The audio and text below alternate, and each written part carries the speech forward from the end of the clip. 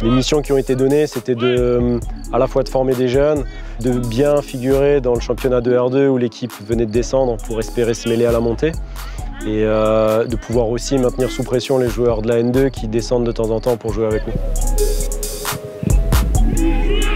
On a grillé nos jokers sur les 3 premiers matchs et après beaucoup de progrès, et vraiment des très beaux progrès qui nous ont permis d'avoir 2 séries assez longues de victoires.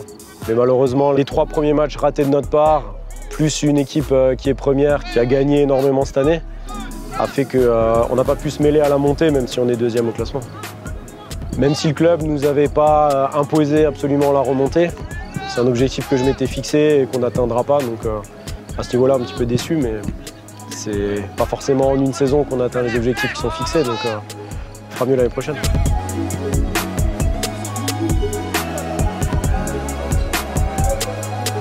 Il y a un mélange de jeunes et d'anciens, donc il y a 3 joueurs qui ont plus de 30 ans, dont un qui a plus de 40. Et il y a dans notre groupe d'entraînement une dizaine de joueurs qui sont nés en 2005, quelques-uns qui sont nés en 2004, donc on a une quinzaine de joueurs qui ont moins de 20 ans au début de la saison. Donc c'est un tout petit peu d'ancienneté pour encadrer, beaucoup de jeunesse.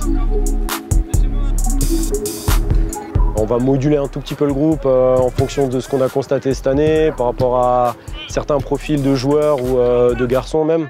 Là, l'idée, c'est un peu plus de travailler sur la durée. Pour travailler sur la durée, il faut des gens qui veulent s'inscrire dans la durée.